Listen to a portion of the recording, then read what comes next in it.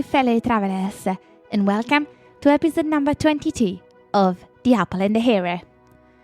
My name is Sarah Orfali, and today I would like to be your guide on the pathways of history.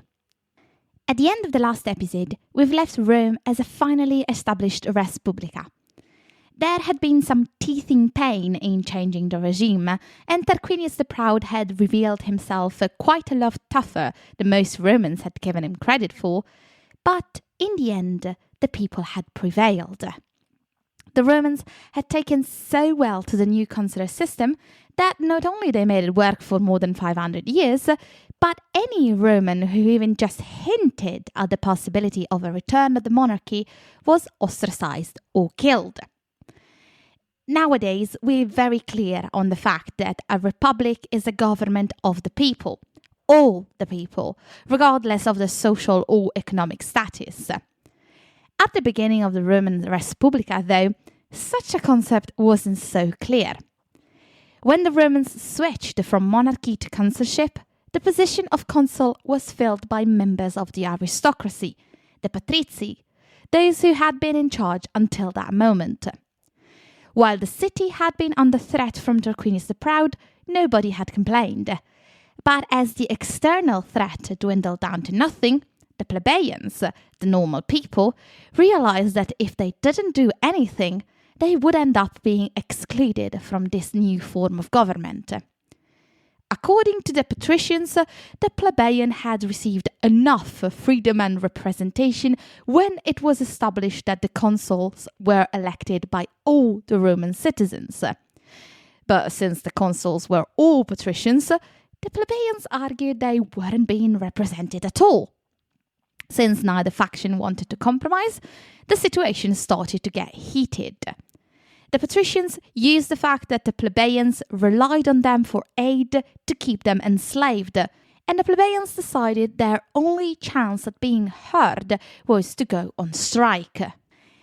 It might not seem like a decisive move, but keep in mind that not only the plebeians were the ones minding the fields, they also made up the bulk of the army. And in a moment where Rome was busy on 3 different fronts, the strike of the plebeians left the army high and dry.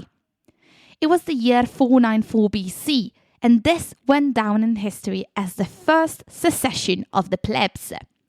The first of 5, as most modern historians seem to agree with that number.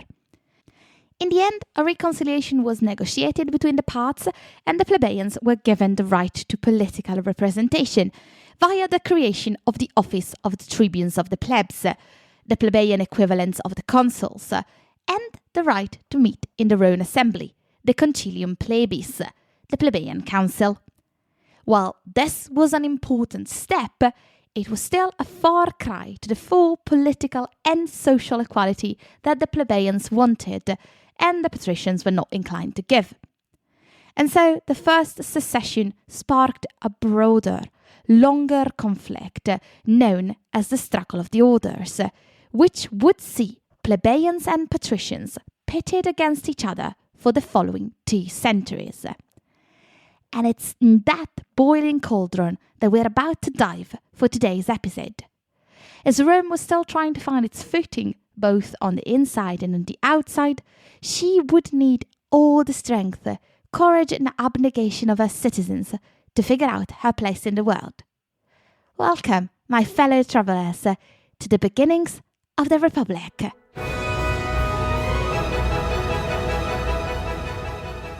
There are many, many names which can be associated with the beginnings of the Respublica, but probably none more famous than that of Lucius Quincius Cincinnatus. If you've got no idea who he is or what he's done, buckle up, because we're about to go and explore his path.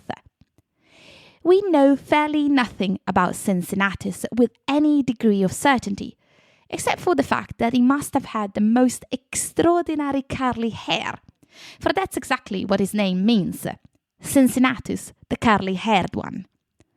Jokes aside, we know he was a patrician and that he was also coming from a good family. His brother, although in some versions it's his father, Titus Quincius Barbatus, who must probably have had quite a beard, ended up being consul a total of 6 times. As a patrician born and bred, Cincinnatus didn't have a great opinion of the plebeians, something which he must have passed on to his son, because Caeso Quincius, despite not having any political authority, took it upon himself to prevent tribunes of the plebs from meeting in the forum to conduct their business. One day, though, Caeso seemed to have taken things a little too far. He was brought on trial, not just for obstructing a governing body, but also because he had allegedly killed a plebeian. Knowing that the political situation was unstable, Caeso chose exile over death and left his father Cincinnatus to pay the fines he had received. This forced Cincinnatus to sell everything he owned, except for a couple of fields where he and his wife Rasilia were forced to retire, and which Cincinnatus had to plough himself, for they had no money for servants. It was later discovered that the guy that Caeso had allegedly killed had perished due to the plague, when Caeso had not even been in the city, so charges were dropped, but the damage was done. Caeso died in exile, and Cincinnatus never received back his money. This led Cincinnatus to develop quite the hatred for the plebeians, something which came to light when the Senate offered him the position of consul suffectus, a stand-in consul nominated at the death of one of the regular consuls. In this new position, Cincinnatus wasted no time to defend his son's memory and besmirch every plebeian in sight. He also seized the opportunity to deal the tribunes of the plebs quite the political blow. He called the army to fight against the Equi and the Volsci. In the middle of a political reform which would free the plebeians from the patricians, the tribunes of the plebs opposed the call fiercely, for it would take the people who could vote for this reform away. But Cincinnatus reminded them that every citizen who had taken a military oath was duty-bound to answer and obey the consul. Things got heated, and the Senate was pulled in the middle to offer a solution. The senators decided not to decide, and on one hand stopped all progress on the laws that tribunes of the plebs were working on, and on the other stopped the calling of the army that Cincinnatus wanted. Then they told both parties to resign and go home. Cincinnatus, ever the faithful to traditions and authority, accepted the ruling and resigned, going back to his little field. The tribunes of the plebs, though, didn't. They broke their word and ran for their positions once again. At this point, the Senate wanted Cincinnatus back, but he simply told them that he wasn't a liar, so he would stay where he was. 2 years later, in the war against the Equi and Sabines, the two consular armies weren't faring particularly well. Consul Rutilius was fighting the Sabines, narrowly winning, while Consul Augurinus had been pinned down by the Equi without the possibility of disengaging himself from the fight. With one consul stuck and the other in no position to help him, the Senate decided a dictator was needed. A dictator was an extraordinary magistrate who remained in office for just 6 months, but in those months he was the supreme authority. No one could make him resign, and whatever he said was the law. The choice fell on Cincinnatus. He might not have been the most politically savvy, but he had been quite a decent commander. And so we have the moment immortalized in history and in many, many paintings. A group of senators went to Cincinnatus' fields to call him back, finding him with his sweaty back bent over the plough. When they asked him to take the role of dictator, it said that Cincinnatus wiped away the sweat from his brow, called for his wife Rasilia to bring him his toga, and went with the senators back to Rome on a boat paid for by the Senate. Once in the city, Cincinnatus wasted no time. He ordered that all shops and activities be closed, and that all men capable of bearing arms were to present themselves the next day on the Campus Martius with rations for 5 days. Cincinnatus then force-marched the army towards where Augurinus was pinned and managed a complete victory against the Equi. As was his right, at the end of the battle, he distributed the loot with such fairness that even the plebeians who'd been waiting for him to sleep up couldn't find anything wrong with the distribution. Then, after having been honoured with a triumph, Cincinnatus resigned from the position of dictator after just 16 days and went back to ploughing his fields. Even just for this, Cincinnatus would have been remembered as a paragon of virtue, courage and humility. But his story doesn't end here. In the following 20 years, while the external enemies had calmed down, Rome found herself at the mercy of the internal strife between the patricians and the plebeians. The situation became heated when a famine caused grain shortages in the city. The prefect of the Annona, the magistrate in charge of the grain supply for the capital, tried to source it from the neighbouring tribes to no avail. It is at this moment that Spurius Maelius stepped into the limelight.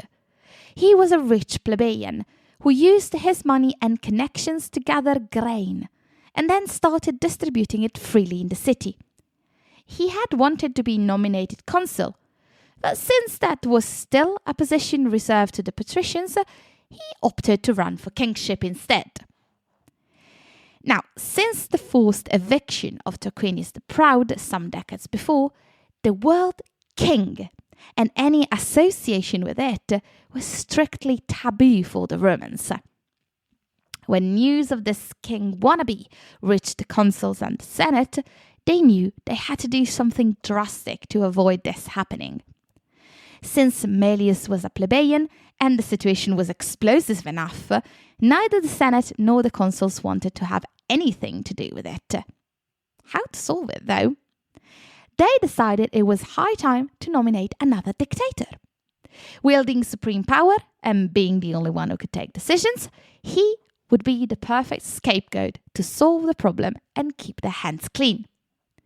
Since one of the consuls was Titus Quintus Barbatus on consulship number 6, he nominated his own brother. And here we are once again. Cincinnatus was made dictator.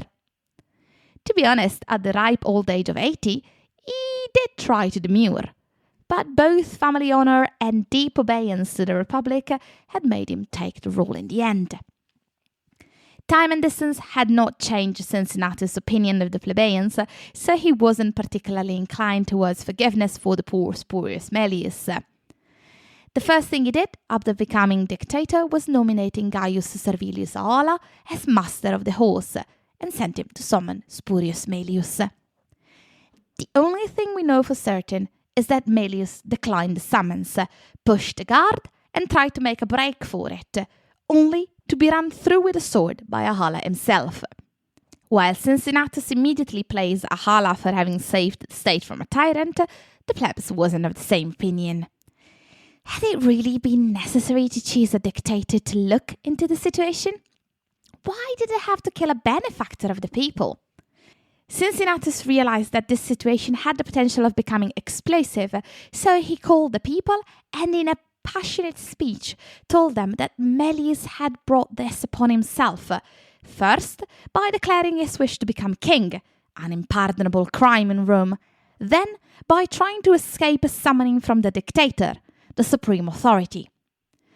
What probably convinced the mob not to revolt wasn't really Cincinnatus' heartfelt speech, but the fact that Maelius' grain was then sold to the starving poor for a pittance, thus solving the famine problem.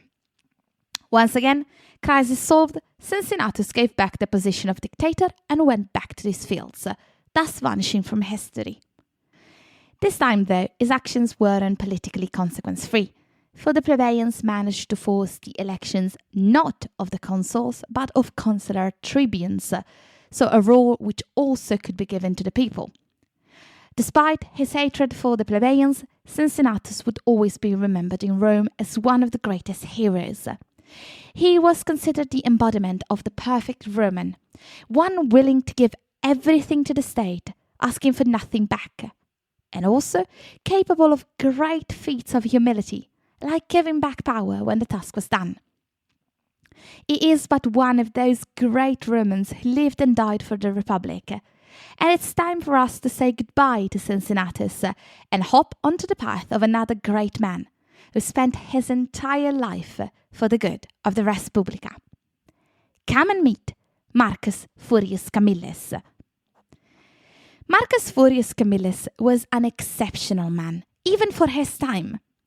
His figure was so renowned and legendary that Livy organized the 5th and 6th book of his Aburbe Condita around his figure. He was honored with 4 military triumphs, he was nominated dictator 5 times, and he held the position of military tribune with consular powers no less than 6 times. Moreover, he was one of only 2 individuals in all the Roman Res Publica to be given the title of Pater Patriae. The other one was Cicero. He was also honored with the title of second founder of Rome. Another Romulus if you want, although you'll see that this one at least was slightly less morally grey than the first founder. We know a lot about his deeds, about Camillus the politician or Camillus the soldier, but despite his clear fame and the endurance of his legends, we know next to nothing about Camillus the man, except that he came from a relatively unknown gens, the Furi, and that he lost a son, even though we don't know the cause. We will have to settle for what we know and hope that at least a sliver of the man shines through the cracks of the legend. Historically speaking, it seems that Camillus enjoyed the first 40 years of his life in relatively anonymity, only reaching his first political position, that of censor, at the age of 43. But a spurious anecdote tells us quite the different story. According to this, Camillus fought his first battle in 431 BC, as he was 15 years old. While he would have been young for his first foray in the battlefield, this is not the weirdest part of the story. It's said that in that battle, Camillus was hit by an arrow, which he then proceeded to yank out of his flesh, continuing his charge as if nothing had happened. Such a brave act awarded young Camillus the position of censor. It's quite obviously a fictional story, probably made up to underline Camillus' resistance and abnegation, but it's interesting because it shows us how big his figure was in Roman history. As much as it would have been very interesting to follow the steps of such a young politician, history tells us that while Camillus did become censor, he did it at a more appropriate age of over 40 years old. He was evidently skilled both in politics and as a soldier, because a couple of years later he landed his first and second role as a consular tribune, which then led him to his first dictatorship. Dictators were usually called to solve military problems, but they could also solve internal strifes, like when the patricians and the plebeians weren't able to see eye to eye. Cincinnatus' second dictatorship and Camillus' third dictatorships are good examples of this. For his first dictatorship, though, Camillus was called to solve a military matter. Rome wasn't yet the might empire of its later centuries, and its neighbouring tribes gave the Romans quite a hard time on many occasions. The Equi had already created problems for Rome, solved by Cincinnatus, and during Camillus' lifetime, it was the Etruscans, the main enemy of Rome, especially the Veii. At the beginning of the 4th century BC, Rome had taken the offensive, trying to conquer the city of Veii in order to smother the resistance once and for all. A good plan in theory, it revealed itself quite flawed when the city didn't readily capitulate, forcing the Romans into a long siege. The situation was complicated by the internal strife between patricians and plebeians, which slowed down every decision. This meant that after 10 years of siege, Veii still wasn't ready to capitulate. Rome needed someone who could decide without opposition, and that's why the Senate nominated a dictator, and the choice fell onto Marcus Furius Camillus. Camillus immediately set out to work. He encouraged the population, punished the deserters, made the necessary sacrifices to the gods, Jupiter, Juno, and Apollo. Juno was promised quite the extravagant new temple in Rome if she decided to move there from Veii, and Apollo was quite a new entry in the Roman pantheon. The Sibylline books were consulted, and an envoy was sent to the Oracle of Delphi and came back with the instructions to build a tunnel to drain the lake in front of the city. By doing exactly as the oracles instructed, Camillus managed to finally break the siege and conquer the city of Veii. His soldiers, probably tired after many demoralizing years, immediately launched themselves into pillaging, looting and killing of civilians, and they only stopped when Camillus ordered them to leave alive the enemies who had surrendered. Knowing that such senseless violence might end up upsetting the gods, thus risking they would withdraw the blessings from Rome, Camillus made a sacrifice to Jupiter, asking him to be lenient with the Romans, and, if there was a need for punishment, that only Camillus would be punished, and that he would receive the smallest punishment available. As he ended the ceremony and turned right to move away from the altar, Camillus is said to have tripped and fallen, which immediately sent the priests into a panic because it was clearly a very bad omen. The dictator is said to have waved away the concerns, stating that this was the smallest punishment Jupiter had decided to give him. Unfortunately for him, though, his troubles were only just getting started, but it would take some time before the situation exploded.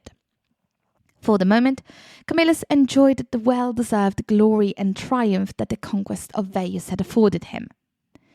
He had become such a great character in the Roman Respublica that historians are quite sure that a lot of what he supposedly did was either completely invented or put under his name sometimes later. It's the case of the conquest of Faleri Veteres, today Civita Castellana, the main town of the Falici tribe. Its conquest had been attributed to Camillus, and there's an enlightening anecdote around these facts. As he was laying siege to the town, a private schoolmaster in charge of the sons of the nobility came out the walls with his students and offered them as hostages to Camillus, most probably to gain his favour. It's said that Camillus was so disgusted by his treacherous behaviour that he refused to accept the pupils as hostages, and moreover had the schoolmaster bound and sent him back to the city with his students, beating him every time he tried to escape. Livy used this story as an exemplum of the importance of the Roman goodwill and their gentlemanly aristocratic behaviour.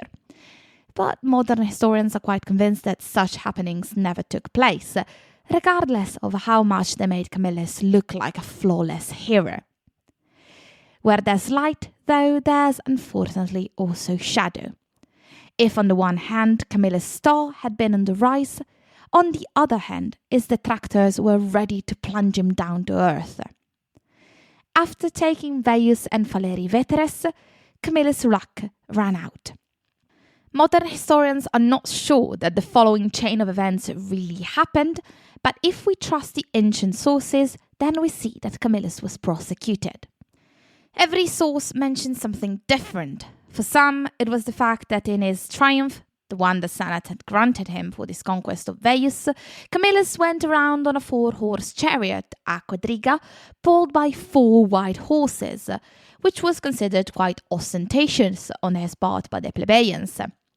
Another source mentions malcontent at how Camillus had divided the spoils of Veii, with too much gone to the relatively unknown in Rome god Apollo. Others hint that he had taken too much of the spoils for himself, mentioning that he had 2 bronze doors installed in his house, which had come from Veii and had been unjustly appropriated by Camillus himself. Nobody knows for sure. What we do know is that Camillus, a patrician, was quite against the tribunes of the plebs, and this might have been an attempt on their part to get rid of the troublesome general. Trusting in his friends, Camillus was horribly sold out when no one spoke up in his defence, all the others too afraid of getting on the wrong side of the plebs, even if it meant leaving an old friend high and dry. Feeling betrayed by the city he had given so much to, Camillus is said to have gone into voluntary exile in Ardea. Before leaving the city, he supposedly took one last look at it and then cursed Rome and its inhabitants to long for him if they were ever in trouble. Nobody knew how soon these words would prove prophetic. In the year 390 BC, a large group of Gauls crossed the Apennine into Etruria and laid siege to the town of Clusium. Without resources to defeat them, Clusium asked Rome for help. Rather than sending an army directly, the Senate sent ambassadors first. Their arrogant and impious conduct started a chain of events which would forever burn itself into the Roman collective psyche. The Roman ambassadors are a good example of exactly what not to do in a diplomatic setting. Rather than limiting themselves to the role of observers, they took matters into their own hands and killed the Gauls' diplomats. If, until that moment, Rome had been outside the attention of the leader of the Gauls, Brennus, what the ambassadors did put the city on his radar. Abandoning the siege at Clusium, Brennus force-marched his army south. His target? Rome. The Romans moved to intercept them, but in a perfect example of the fact that they weren't yet a world-conquering war machine, they were dealt a crushing defeat at the Battle of the Allia on July 18th, 390 BC. Such was the shock of this defeat that for the rest of the Roman history, that day was considered nefarious. With the army routed, Brennus had no more obstacles between him and Rome. The Romans panicked. They decided it was in their best interest to evacuate the city. Women, children, and important religious figures like the Pontifex Maximus or the Vestals were evacuated to the newly conquered Veii, along with the Sacra, all sacred objects in Rome. All the men capable of wielding arms barricaded themselves on the Capitolium, the only hill with a defensible citadel. The old and sick decided not to join the evacuation nor the last resistance, and they donned the weapons and waited for the Gauls in their homes. When Brennus arrived at Rome's gate, he was quite surprised to find them wide open and the city almost completely deserted. Realizing that the able-bodied men had barricaded themselves on the hill, Brennus laid siege to the Capitolium, a long, drawn-out affair which would weigh heavily on both the Romans and the Gauls. As Rome defenders watched the food stores dwindle down to nothing, outside the city preparations were underway to form an army which could go save them. The supreme command was given to a man who, not even 2 years before, had cursed the Romans to miss him. You might have guessed, our friend, Marcus Furius Camillus. But even with an army at his disposal, Camillus still didn't depart for Rome. He was waiting for an official request by the Senate before moving on Rome. Was he really waiting, or was he doing it out of spite? He really was waiting for that official order. The last one who had crossed the Pomerium in arms without having been specifically invited had been killed by his own twin brother. Yes, I'm talking about Remus. And since Camillus didn't want to end up like Romulus' quite forgotten brother, he waited until the Senate could make a formal call. The only problem was that, barricaded as they were on the Capitolium, the senators had no idea that an army was ready to rescue them. Someone needed to go and make them aware of this fact. A young lad was finally found, and to solve the problem of how to reach the Capitolium while avoiding the Gauls, the lad made a suit of cork for himself so he could float down the Tiber unseen. When he reached the Capitolium, he crawled up the one cliff that had been deemed too steep to climb and wasn't guarded neither by the Gauls nor by the Romans. He made it and relayed his message. Immediately, the senators revoked Camillus' exile and gave him the role of dictator. The young volunteer went back down the way he came to bring the news to Veii. He successfully escaped, but the trail left in his wake was suddenly visible to the Gauls the next morning. After some careful deliberation, Brennus decided that if one had been able to make the climb, that all of them could make the climb. In order not to be spotted, Brennus ordered the attack at dawn. The following morning, the Gauls started the ascent. On top of the Capitolium, the Romans were still sleeping, sure in the knowledge that the cliff was too steep for the Gauls to climb. So when the first Gaul arrived, neither guards nor dogs were awake to spot them. But if they were asleep, there was someone else very much awake. I think they are my favorite heroes of all. The geese of the Capitolium, sacred animal to Juno. Squawking loud enough to raise the dead, the geese woke the Romans, who immediately noticed the Gauls and starting the counterattack, managing to make them plummet again to where they'd come from. When this assault failed, it was back to the siege for both armies, until the Gauls called for a treaty. The Romans had watched their food stores readily dwindling down to nothing, but also for the Gauls the siege hadn't been painless. Brennus's army had been racked by an epidemic, and so now all he wanted was a ransom and then to go home. Even knowing that Camillus was on his way, the Romans agreed to the truce and the ransom. The Senate and Brennus found an agreement, but as the Romans were paying, they realized that the scale had been rigged and not in their favor. As they protested, Brennus threw his heavy sword on the scales, uttering the famous words Vae Victis, Latin for woe to the conquered, meaning that those defeated in battle are at the complete mercy of the winners. Just as the Romans were about to protest once again, suddenly the heavy doors of the room was thrown open, and another sword landed on the scale, this time on the Roman side. Camillus had finally come. Sources say that he took one look at the situation and pronounced yet another legendary sentence. It is with iron, not gold, that we shall reclaim the fatherland. And then proceeded to chase away Brennus and his Gauls until Rome was finally free. At this point, though, the city still faced its toughest struggle. Sources tell us that the Gauls had destroyed it, and so those who had escaped to Veii didn't want to go back to a ruined city. Had time run out for the city on 7 hills? Most of the Romans thought so, but not Camillus. He delivered a powerful speech to the Romans in Veii, convincing them not to abandon their city, to come back and make it better, grander, stronger once again. He was successful, and it's this occasion that awarded him the title of Pater Patriae. By convincing the Romans to go back to Rome, he'd effectively founded the city anew, and the title reflected that. The sources also tell us that this is the reason why Rome had not one straight street. By having to rebuild the city from the ruins, the Romans took what was available without worrying about a planning scheme. It's quite the romantic explanation, if only the archaeologists hadn't realized that there's no evidence of the so-called sack of Rome. If the Gauls had done something to the city, they'd only taken away portable objects without burning down the buildings to rubble. Still, even if Rome hadn't been physically destroyed, what Camillus had done had saved it, setting the future on the course we know today. The reconstructions had also involved the temples.